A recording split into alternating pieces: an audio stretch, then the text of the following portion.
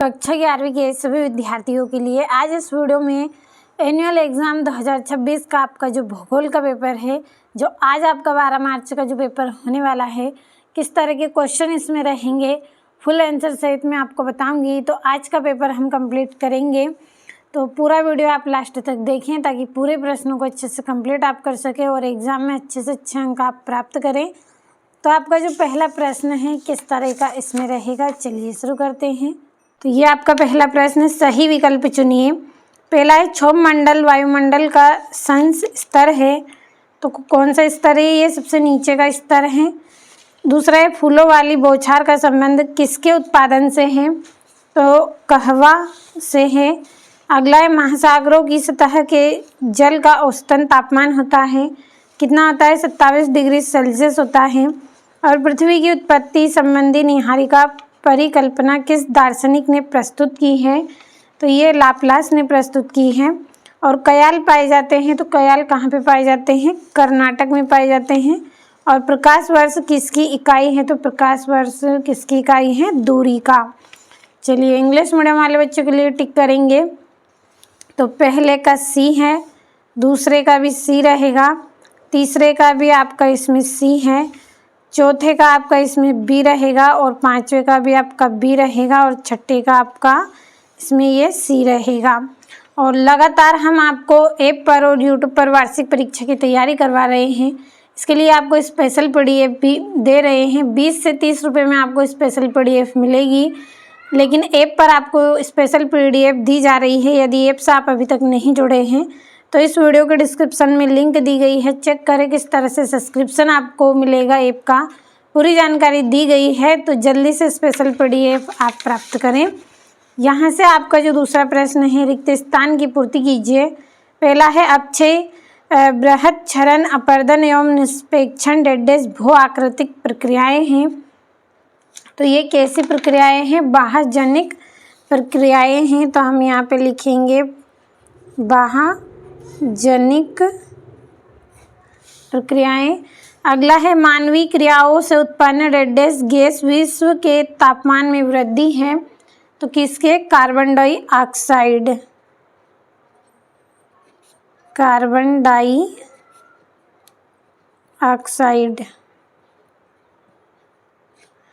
अगला है भूकंपी तरंगों की तीव्रता की मापनी डेडेस के नाम से जानी जाती हैं, तो रिक्टर पैमाना। रिक्टर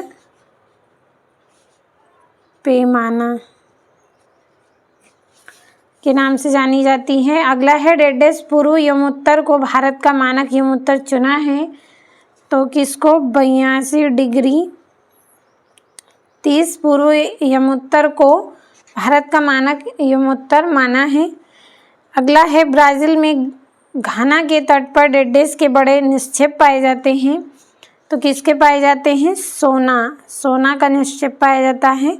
और वायुदाब को मापने के लिए डेडेस यंत्र का प्रयोग होता है, तो किसका होता है? बैरोमीटर का। बैरोमीटर। तो ये हो गए हैं आपके रिक्त स्थान। यहाँ से अगला जो प्रश्न है आपका, सत्यासत्य लिखिए। तो पहला है भूमध्य सागर की लवणता निम्न वाष्पीकरण के कारण अधिक होती है, तो ये आपका सत्य रहेगा, क्योंकि निम्न नहीं है, कैसी है? उच्च है। यदि उच्च आए तो सत्य कर दीजिए। अगला है उष्णकटिबंधीय चक्रवात 60 डिग्री उत्तर तथा 60 डिग्री दक्षिण अक्षांशों के बीच पाए जाते हैं, तो ये आपका इसमें रहेगा असत्य, क्योंकि देखिए 50 डिग्री है और दूसरा है 30 डिग्री। यदि ये आए तो सत्य कर दीजिए। अगला है ग्रीन हाउस गैसों में क्लोरोफ्लोरोकार्बन अत्यधिक प्रभावी होती हैं, तो ये आपका सत्य रहेगा। अगला है उष्णकटिबंधीय सदाबहार वन मानसून कहलाते हैं, तो ये आपका सत्य है। अगला है पी भूकंप तरंगे तीव्र गति से चलने वाली तरंगे हैं जो धरातल पर सबसे पहले पहुंचती हैं, तो ये भी आपका सत्य रहेगा। अगला है सन 1992 में ब्राज़ील के रियो डी जेनेरो में जैव विविधता सम्मेलन हुआ। तो ये आपका सत्य है।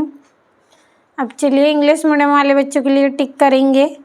तो पहला आपका फॉल्स है, दूसरा भी, तीसरा ट्रू है, चौथा आपका ट्रू रहेगा और जो पांचवा है आपका जो चौथा है वो फॉल्स आपका रहेगा। पांचवा आपका इसमें ट्रू रहेगा और छठा भी आपका ट्रू रहेगा। चलिए बढ़ते हैं अगले प्रश्न की ओर। यहाँ से आपका चौथा प्रश्न, सही जोड़ी लिखिए। पहली है सामान्य ह्रास दर, तो इसकी जोड़ी है 6.5 डिग्री सेल्सियस। दूसरा है सूर्य से आने वाली विकिरण है, तो कौन सी विकिरण आती है? सूर्य ताप। तीसरा है भूमिगत जल, तो भूमिगत जल की जोड़ी आपकी रहेगी जैविक अपक्षय। चौथा है सागरी लहरें, तो इसकी जोड़ी आपकी रहेगी स्टेक। पांचवी जोड़ी है पटल विरूपण, तो पटल विरूपण की जोड़ी रहेगी आपकी भूकंप। चलिए इंग्लिश मीडियम वाले बच्चों के लिए नंबर हम डाल लेंगे। तो ये पहली है आपकी, चौथी, दूसरी, तीसरी और ये वाली पांचवी। तो ये हो गई आपकी जोड़ियाँ। अगला जो आपका प्रश्न है, एक वाक्य में उत्तर दीजिए। पहला है लूनी नदी किस राज्य में बहती है? तो ये कहाँ पे बहती है? राजस्थान में। दूसरा है भारत की सबसे लंबी तटरेखा वाला राज्य कौन सा है? तो गुजरात है,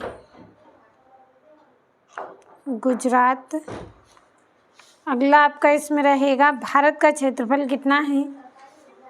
तो भारत का जो क्षेत्रफल है वो 32,87,263 वर्ग किलोमीटर है। अगला है पृथ्वी का घनत्व कितना है? तो पृथ्वी का जो घनत्व है 5.51 ग्राम प्रति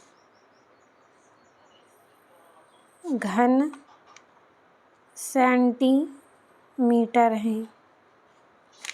अगला है चेरापूंजी का पठार किस राज्य में स्थित है?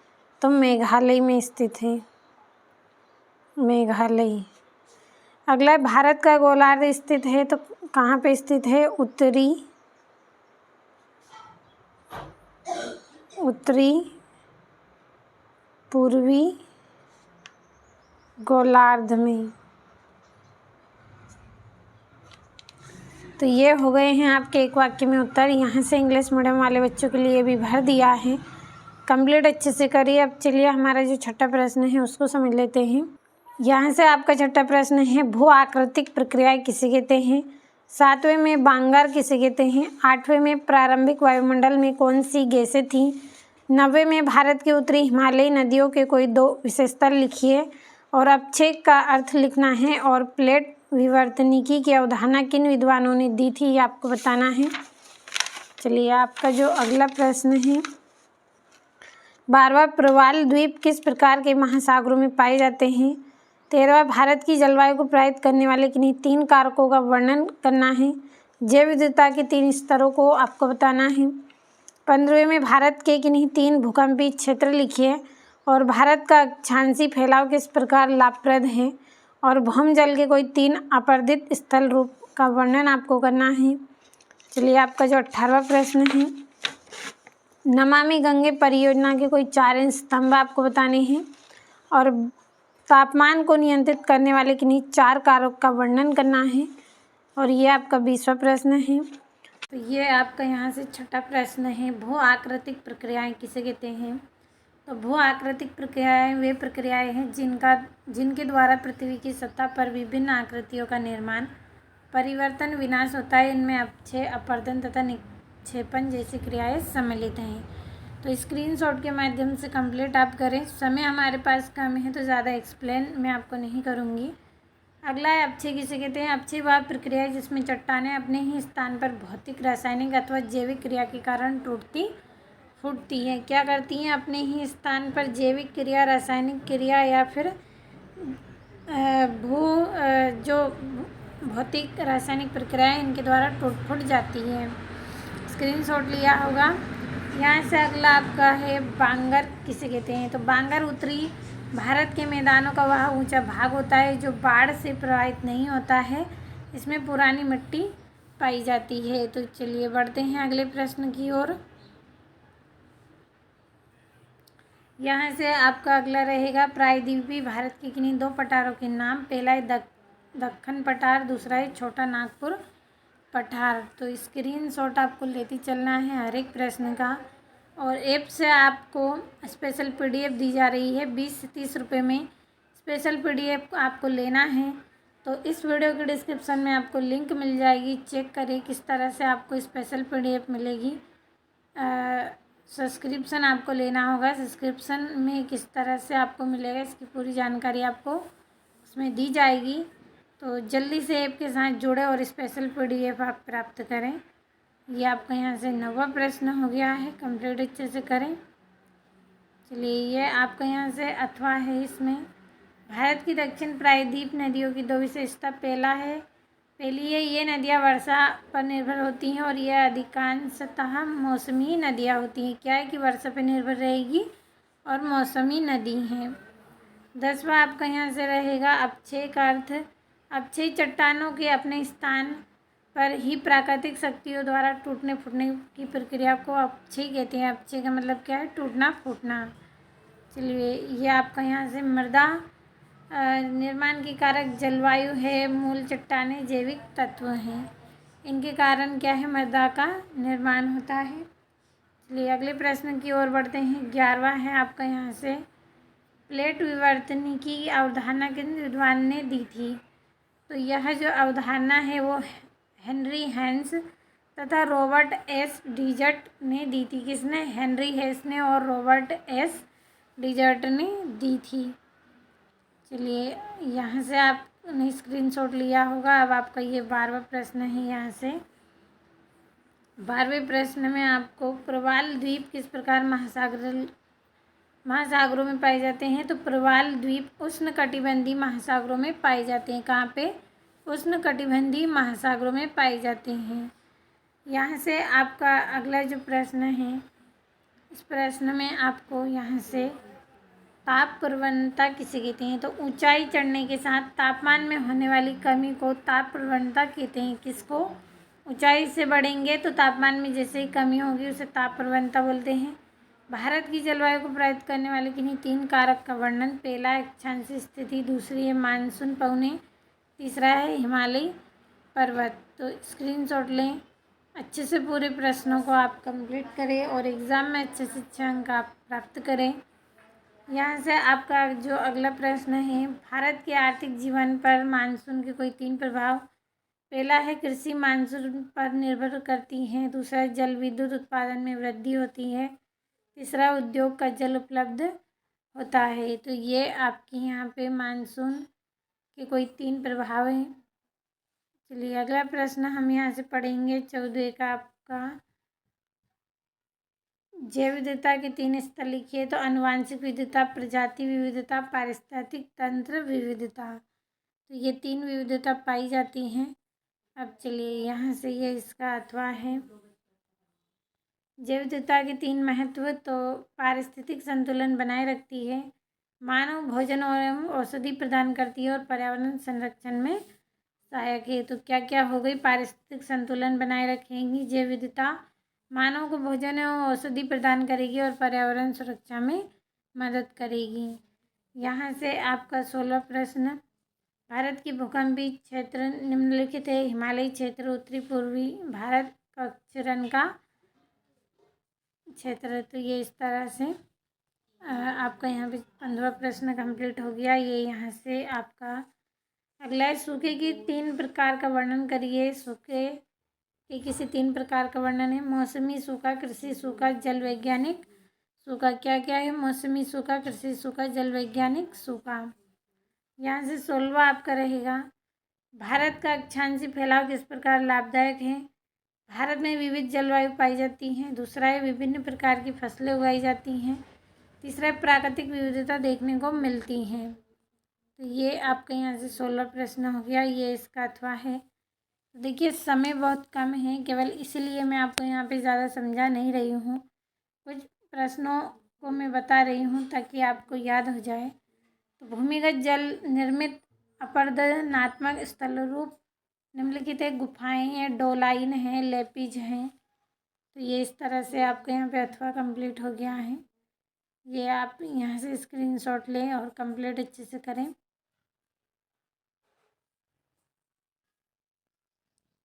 ये आपका 18वां है, नमामि गंगे परियोजना के 4 स्तंभ, सीवेज अवसंरचना विकास, औद्योगिक अपशिष्ट नियंत्रण, नदी तट विकास, जैव विविधता संरक्षण। चलिए बढ़ते हैं अगले प्रश्न की ओर। तो ये यहाँ से इंग्लिश मीडियम वाले बच्चों के लिए हो गया है। और ब्रह्मा नदी तंत्र की कोई 4 सहायक नदियों के नाम आपको बताना है। पहला है आपका दिबांग नदी, यह अरुणाचल प्रदेश से निकलकर ब्रह्मपुत्र में मिली। और लोहित नदी, यह ब्रह्मा की एक प्रमुख सहायक नदी है जो भारी जलराशि लाती है। और सुबनसिरी नदी, यह ब्रह्मपुत्र की सबसे लंबी सहायक नदी मानी जाती है। मानस नदी, यह भूटान से निकलकर ब्रह्मपुत्र में मिलती है। तो समझ में अच्छे से आया होगा आपको। यहाँ से ये इंग्लिश में है। चलिए अगले प्रश्न की ओर बढ़ते हैं। तो यहाँ से आपका 19वां प्रश्न रहेगा, तापमान को नियंत्रित करने वाले 4 प्रकार का वर्णन कीजिए। तो अक्षांश, भूमध्य रेखा के पास तापमान अधिक तथा ध्रुवों पर कम होता है। ऊंचाई के साथ तापमान घटता है। समुद्र से दूरी, समुद्र के पास तापमान सम रहता है जबकि आंतरिक भागों में अधिक अंतर होता है। और महासागरीय धाराएं, गर्म एवं ठंडी धाराएं तापमान को प्रभावित करती हैं। चलिए अगले प्रश्न की ओर बढ़ते हैं। तो यहाँ से इंग्लिश मीडियम वाले बच्चे आप इनको कंप्लीट करें। और आपका यहाँ से अथवा है, पृथ्वी की सतह पर सूर्यताप में विभिन्नता के कोई 4 कारण। पहला है सूर्य किरणों का कोण, दूसरा है दिन की अवधि, तीसरा है वायुमंडल की मोटाई, चौथा है पृथ्वी का घूर्णन एवं परिक्रमण गति। तो ये यहाँ से कंप्लीट आप करें। चलिए अगले प्रश्न की ओर बढ़ते हैं। तो ये यहाँ से आपका 20वां है,